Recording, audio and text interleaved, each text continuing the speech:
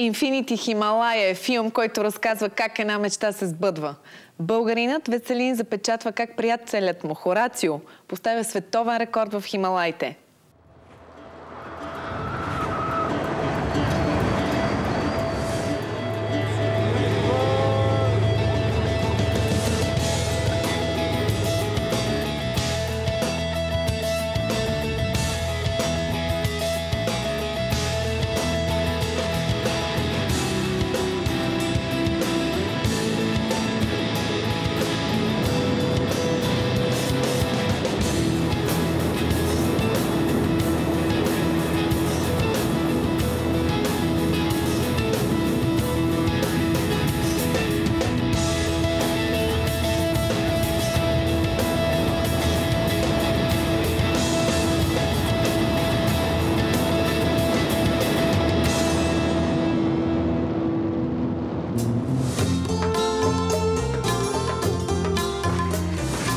We are 4,000 meters now.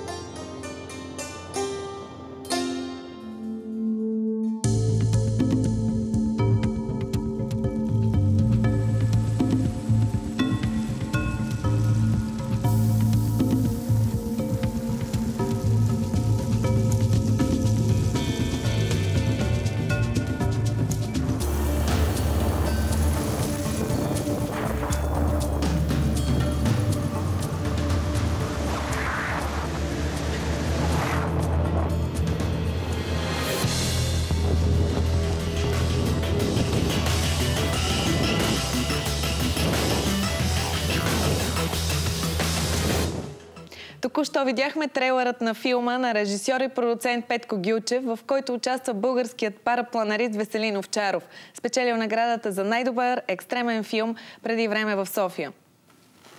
Здравейте! Радвам се, че сте ми на гости. Разкажете ми сега за този филм. Филмът е току-що завършен. В момента върви по фестивали. Българска продукция изцяло. Участието на Весел Овчаров и Хорацио Лоренс, за 3 пъти световен шампион, вече 3-ти път по парапланеризъм, акропарапланеризъм. Това, което видяхме, ти ли беше или Хорацио? Да, беше смесени кадри от нашето приключение в Хималаите, всъщност, което е историята заснета. Това е едно пътуване, просто съвсем като детска мечта, изпълнено без сериозни екипи и някакви такива трудности, свързани с професионалното кино. Просто ние пътувахме и снимахме това, което ни се случваше, като целта беше той да подобри световния рекорд в най-екстремната фигура Infinity Tumbling. Имахме невероятно преживяване, защото седяхме повече от 2 месеца, случваха ни се всякакви работи. Какви неща ви се случваха? Като това да ходим в джунглата, докато си отбиваме времето, защото не става за летене, всякакви такива щуроти. Но определено полетите, които направихме в високата планина, са уникални не само като заснемане, но и по принцип никой преди това на тия места, където ние посещавахме, не беше правил подобни неща. Местните имаха много изумителна реакция, спомням си, които ни помагаха, примерно от селата там. Просто те гледаха и реакцията им беше, те се смееха, защото не могаха повярват, че това се случва. И такива неща. В момента виждаме кадри от филма. Какво виждаме? Тук пътуваме към едно чисто културно място за културни забележители. Не е свързано толкова с спорта, защото там даже местните не са виждали параплани, както казах. Не е във високата планина, това е в по-ниските части, но пак много изумително място, като релеф, като цветове и като население. Просто всичко ти прави впечатление, абсолютно различно от Европа и България. Каква е идеята на филма? Идеята е, този филм е 2 линии. Едната е проследяваме пътешествието им, което чисто екзотично пътуване, а другата е самите акролетене клипове, които са уникално заснети и са чисто екстремно преживяване. Тоест, ти си направил един документален филм по-скоро с тяхно участие, те са главните герои вътре, но всъщност това е филм, който на нивото такива филми, които гледаме Discovery. Абсолютно, да. Това е точно така. Филмът е точно в тази стилистика. Той ще се излъчи сега, смисъл започва продажбата му в цял свят на английски език.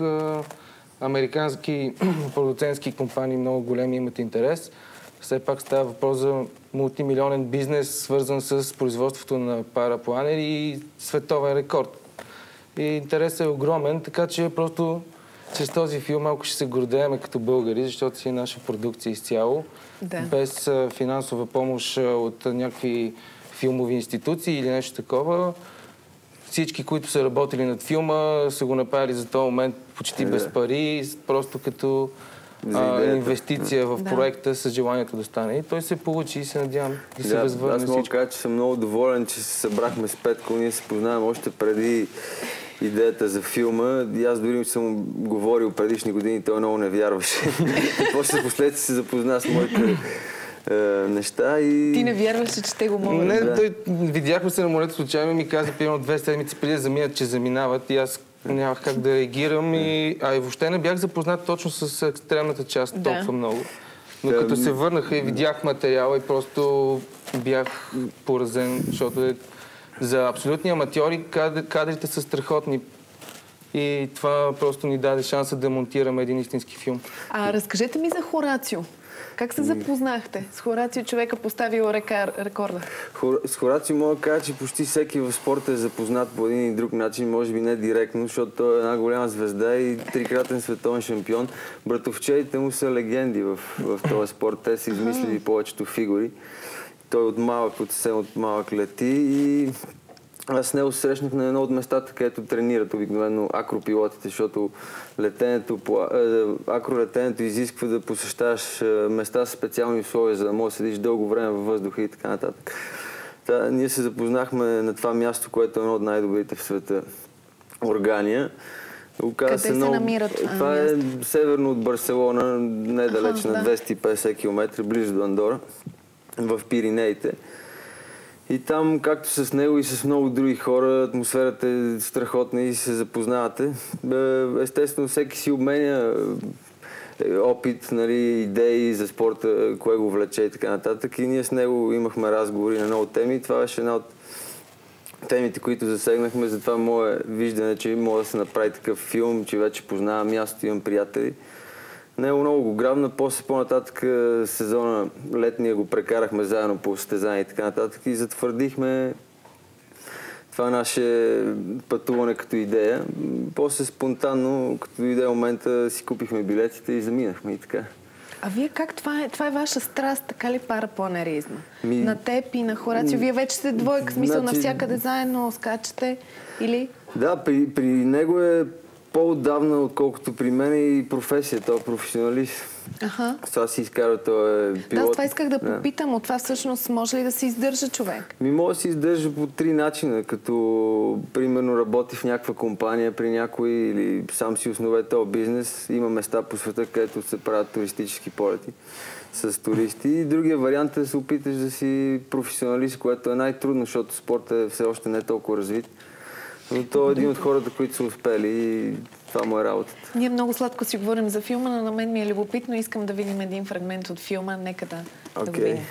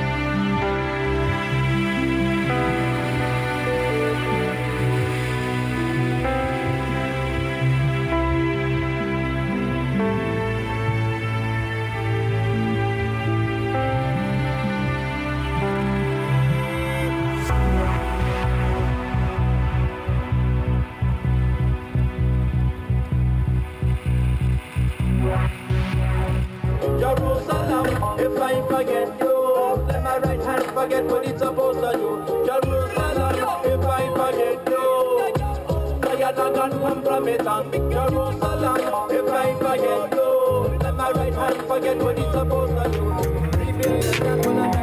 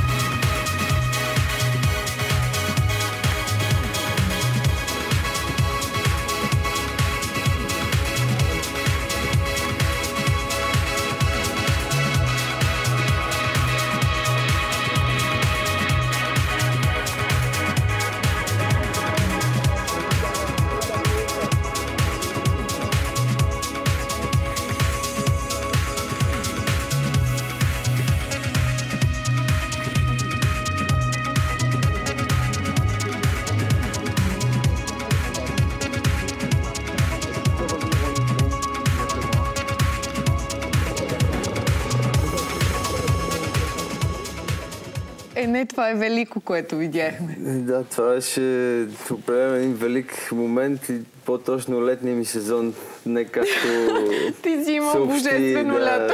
Беше, в смисъл, това бяха кадри от, не от Infinity Himalaya, а от последния състезателен сезон, който имах около Европа и да, мога да кажа, че беше наистина чудесно. Всички тези хора, които видяхме на поляните, вас ли гледаха? Да, това е във Франция най-голямото изложение и фестивал, който е невероятно събитие. То се организира от 37 години.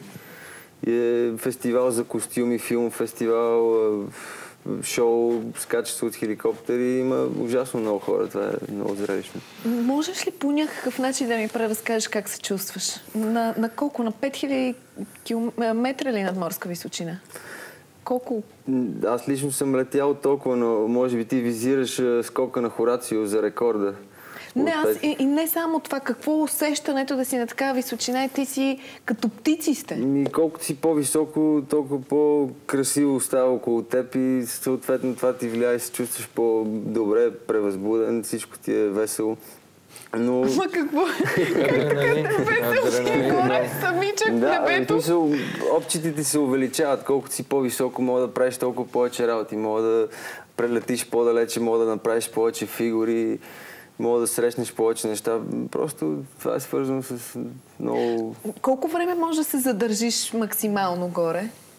Зависи от твоите умения, от деня най-вече, от условията. Мога да седиш и цял ден, но интересното е, че не само да седиш, но може да прелетиш огромни разстояния. Световният рекорд е над 500 км от точка на излитане до точка на кацане, така че човек може наистина да разглежда природата по този начин. И другото е акробатиката, която показваме. Има над 20 вида маневри, които мога да изпълняваш като един вид като танц в небето. Мога да си слушаш музика, да ги правиш в ритъма на музиката. И в същия момент е спорт, защото те натоварва и изисква някаква физика и така нататък. всичко ми се вижда толкова скучно някакси след като го видях това. Трудно ли се осъществява заснемането на един такъв филм? Ами... Аз по-скоро Петко исках, защото все пак той трудно е, продуцент. естествено, трудно е, защото има камери на те. Смисъл, филма е заснет, въздушните кадри са от Веско заснети, а на кадрите от земята от неговата приятелка Веси, която е оператор. В смисъл, в случая на филма. Се справили страхотно, но изисква много внимаване, описване на материали, камерите се слагат по парашута, по каски, да, по ние видяхме и кадри точки, от парашутите, от на коленете, примерно един друг, как се снимате? Някои фигури се снимат в различно смисъл, се правят едни и същи неща по 2-3 пъти, за да се сменят позициите на камерите с цел след това на монтажа да може да се сглоби и от различни гледни точки едно и също действие. И така Весо се изправил много професионално става. Да, мога да кажем, че парапланерът ти дава една свобода да монтираш камери на много невероятни позиции, не е като примерно бейсджъмпинга или скайдайвинга, свободното падане, където скоростите са по-големи. И ние, въпреки че изглежда толкова професионално заснето, сме използвали примерно само лепенка, скоч, увиваш си камерата, накрая вече експериментирахме, се чуихме къде си ги слагаме и точно тогава идваха най-хубавите кадри. Защото... Нали, то винаги така става. Разкажи ми някакво преживяване, което ние показахме, например, в началото в трейлера, имат с птици ви има. Аз гледах също част от филма, в който ти падаш. Има един такъв момент, който не сме показали. Разкажи ми някакви такива... Кацам аварийно после. Да, точно, да. С втори парашут. Разкажи ми други такива интересни моменти, които сте имали през цялото. Да, значи ние имахме много повече от това, което се вижда, но и в това, което се вижда, мога да кажа, че чувството е невероятно да летиш с птиците, това, което показваме. Да. Това, че мога да ги обучиш като кучето, което разхождаш. А вие даже им давахте и храна. Дори. По принцип, по този начин става контакта в началото. Но после той свиква с тебе, дори и с непознати вече, като е свикнал с човешкия вид. И то почва да лети с тебе, просто харесва му да сте заедно. Като да плуваш с делфини нещо. Да. То не е такова. А във филма видях, че има и жена парапланеристка. Селин Барман. Но това често срещано ли е? Коя е тази жена? Това е едно момиче от Швейцария, което е, може би, най-сериозно, най-сериозно насочена към акробатиката, защото има адски много жени, които летят крос-кънтри, по-спокойния вид на летене. Да. Но Селин мога да кажа, че е единствената жена, първата жена, която почна да влиза в тази фигура, за която говорим ние, Infinity Tumbling, и да я овладява. Това е превъртането всъщност. И именно затова я включихме във филма, защото има връзка с това, което ние се опитваме да направим като рекорд по тази фигура. И тя е наш приятел, естествено. Имахме много весели моменти заедно.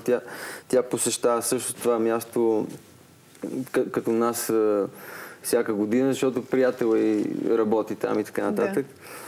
И това беше много хубав момент. И мисля, че частта във филма с нея е една наистина магия и ще засегне много жени. Така, може би ще ги окуражи да пробват поне. Да. Как се финансира този филм? Филма си е предимно самофинансиран от нас, а пък част на тяхното летене, те са спонсорирани и двамата като професионални спортисти. Така че в смисъл, то общо взето беше част и от програмата им е било това летене, но всичко си е наш собствен ресурс на продуцентската фирма и на целия екип. Къде могат да го видят зрителите? За сега още само по фестивали по света.